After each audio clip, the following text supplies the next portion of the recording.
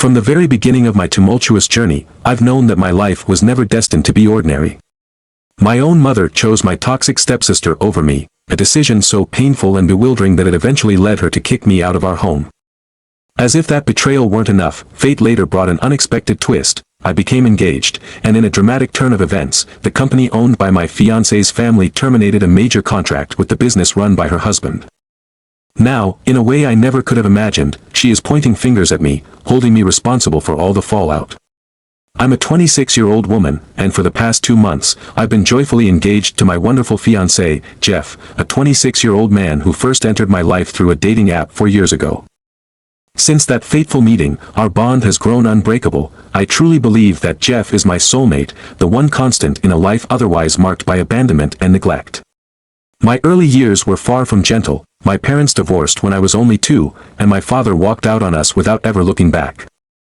Although he dutifully sent child support, that was the extent of his involvement. He never bothered to come by, meet me, or check on how I was faring. Meanwhile, my mother, who was 48 at the time of recounting these painful memories, never truly embraced the role of a loving parent. Instead, she was absorbed in her own world, more interested in her social engagements and personal activities than in raising me. For much of my childhood, I was practically raised by nannies and babysitters, left to fend for myself emotionally as my young mother, who had me at a very early age, juggled her own priorities. As a freelance artist, she earned a decent income each month, but the constant influx of child support funds seemed to cover her responsibilities, so much so that I'm convinced she would have sent me away long ago if it hadn't been for the money. It always felt as if she was waiting for the day I'd grow up enough to finally be out of her hair. And if you're enjoying this raw, unfiltered account of my life, please be sure to subscribe, like, and share this video to support my channel. When I reached the tender age of 13, a new chapter unfolded that would forever alter the dynamics of my already complicated family life. Around that time, my mother began dating a man who would later become my stepfather. Let's call him Matt, a 50-year-old with a presence that loomed large in our household. Matt had a daughter about my age, whom we would come to know as Jess. The first time my mother brought Matt and his daughter home for a proper introduction, she stressed that I needed to be on my very best behavior, emphasizing that this meeting was incredibly important. Up until then, my mother had brought home other men without any real concern for how I behaved. She would merely mention that we had guests over, and I would instinctively retreat to my room. But this time felt different. There was a seriousness in her tone that signaled something monumental was about to change. I still remember that first encounter vividly. Both Matt and Jess had treated me with a polite, if somewhat distant, kindness, and I never could have predicted the cascade of events that would soon follow. Before long, Matt and his daughter began coming over more and more frequently, and it wasn't long before it felt as if they had permanently moved in with us. At first, I didn't mind their presence. After all, I was content to live my quiet life in the only space that truly felt like mine.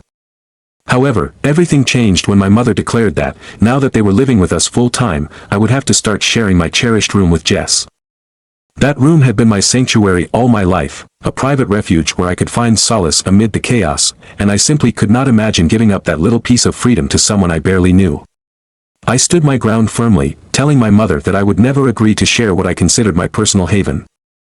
In response, she and Matt exploded into a massive argument, and in a fit of fury, my mother threatened to kick me out if I didn't relent.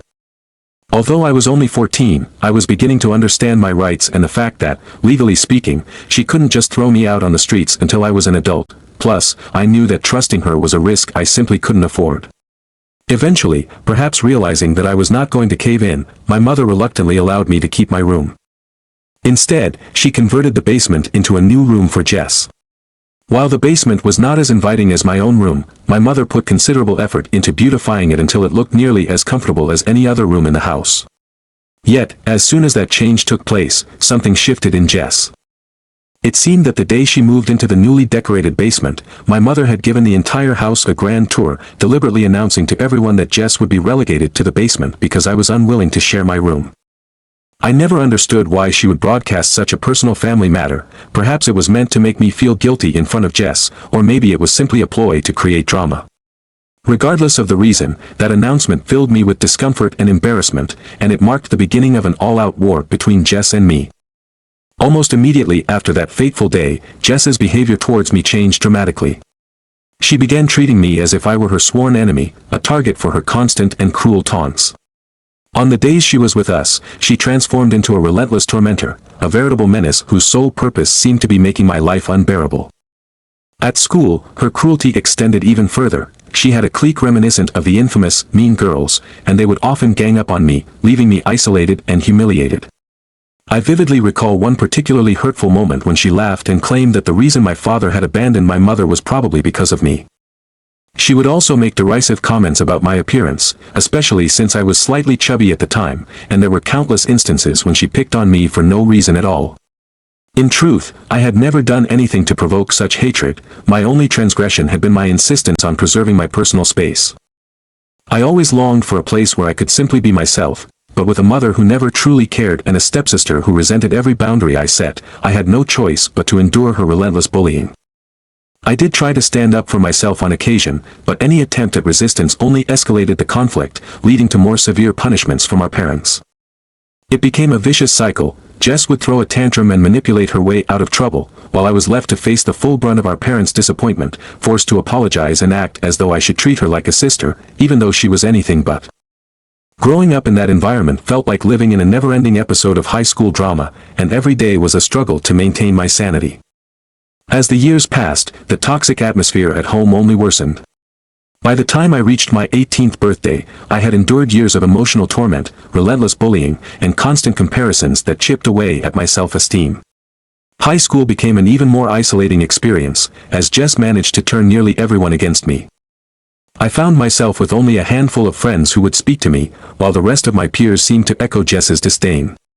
The relentless abuse took a heavy toll on my mental and physical health. I began binge eating as a way to cope with the pain, which led to significant weight gain, acne, and an overall decline in my appearance. Academically, I struggled to keep up with my studies, and I felt trapped in a never-ending cycle of neglect and cruelty at home. It became increasingly clear that my mother's favoritism toward Jess was not a recent development. In fact, even before her marriage to Matt and the subsequent move-in, I had sensed that she cared far more about Jess than she ever did for me. The reality was crushing. My mother and Jess seemed determined to see me driven away, and even though a part of me secretly wished for that outcome, I had no one else to turn to. With my grandparents estranged and my father a ghost from my past, I truly had nowhere to go. I stayed with my mother solely because it was the only roof I had over my head and the only source of food I could count on, until, just a few weeks before my birthday, everything came crashing down in one devastating day. That day remains seared in my memory as one of the most traumatic and stressful experiences of my life. It was a weekend, right around the time we had both just graduated, and my mother had recently begun mingling with a new, more unruly crowd. Among her new acquaintances was a friend whose brother, then in his final year of college, was dating her, resulting in a circle of friends who were significantly older than us. I was well aware of the kinds of activities they engaged in, including heavy drinking and drug use, but I never thought it was my place to bring it up with my parents, fearing it would only make matters worse. That day, I must have accidentally left my room unlocked before taking a shower. Soon after, I heard frantic banging on my bathroom door, followed by my mother's piercing screams demanding that I come out immediately. In a rush, I scrambled to put on my clothes and see what was happening. When I finally emerged from the shower, I was met by a grim scene. My mother, Matt, and Jess stood in my room with stern, unyielding expressions. My mother, in a fit of righteous anger, produced several empty beer bottles that she had stashed under my bed. Even more damning was the sight of a large plastic baggie containing what appeared to be an unspecified amount of weed, substances that I knew did not belong to me. I was absolutely certain that neither I nor Jess had any connection to those items, and it became painfully clear that someone had planted them in my room. My parents launched into an unrelenting tirade, accusing me not only of drug and alcohol abuse but also of being a total disappointment. They berated me for supposedly eating all the food in the house, for wasting their money, and even claimed that I would never grow into someone worthy of respect. I tried desperately to explain that I had no idea how those items ended up in my room and suggested that perhaps Jess had deliberately placed them there to get me in trouble. Instead of listening, my mother escalated her accusations, insisting that I was always envious of Jess and would never measure up to her in any way. Overwhelmed with tears, I pleaded for understanding, but her fury only grew. Eventually, she coldly declared that I had to leave immediately. When I asked where I was supposed to go, she replied with utter indifference, stating that she simply did not care as long as I was out of the house.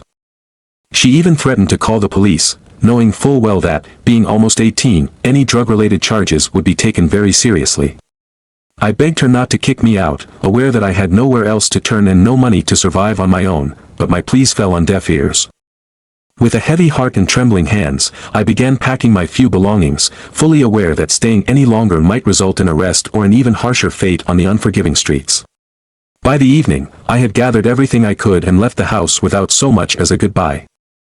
I wandered to a nearby park and sat on a cold bench for hours, the chill seeping into my bones, until I finally resolved to seek shelter at a friend's house. I eventually made my way to the home of my best friend, Amy, who already knew about the dysfunctional and abusive dynamics of my family life. I explained everything that had happened that fateful day, and her shock was palpable. She was scandalized by the cruelty I had just endured. Amy quickly insisted that her parents, who were both kind and financially secure, could help me get back on my feet. Although I had always been secretive about the terrible treatment I suffered at home, afraid that others wouldn't believe me, I felt compelled that day to confide in her parents. They listened intently, their expressions full of concern and disbelief, and soon they reached out to my mother in an attempt to rectify the situation. Unfortunately, my mother's response was nothing short of dismissive and rude, leaving them with no choice but to step in further. In a gesture of overwhelming kindness that I will never forget, Amy's parents offered me a place to stay indefinitely, assuring me that I could live with them for as long as I needed until I got back on my feet. Over the next several years, I lived with them while attending community college, the only school that would accept me given my battered academic record. I worked hard, saving every penny I could, slowly rebuilding my life piece by piece. About 3 years ago, after years of perseverance and self-improvement, I finally saved enough money to move out on my own. That moment was a turning point, a mixture of pride, relief, and gratitude, as I recognized that I had overcome the oppressive darkness of my past, thanks in no small part to Amy and her generous family. Even on the day I moved out, they helped me settle into my new place, promising that I would always have a home to return to.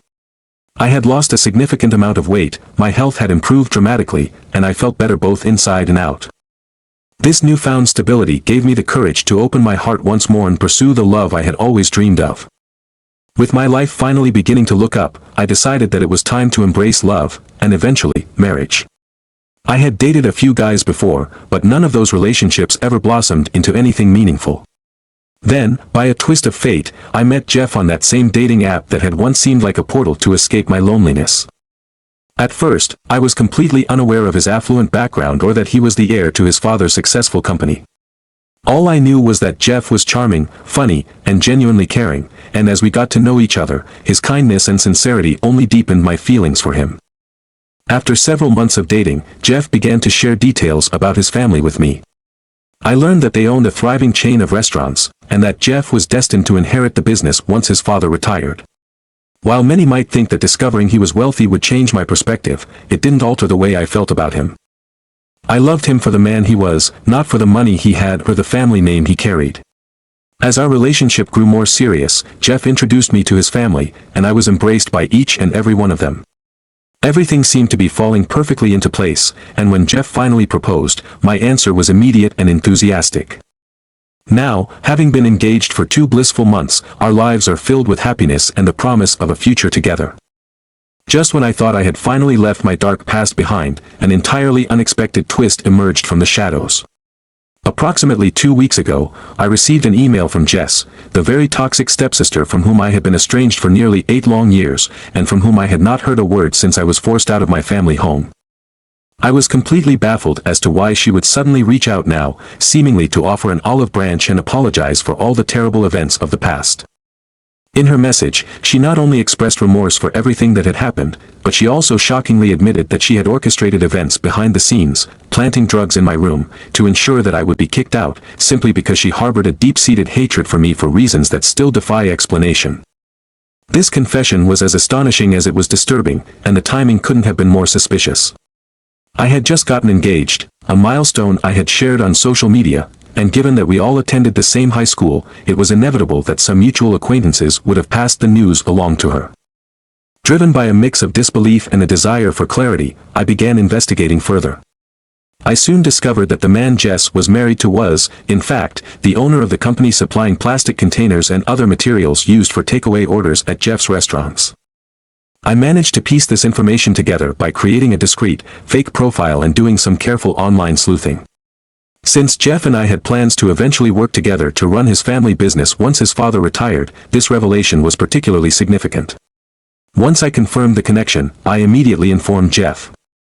Up until that point, I had made every effort to avoid thinking about my past. I had even gone so far as to unfollow my estranged family on social media and asked my friends not to update me on any news about them.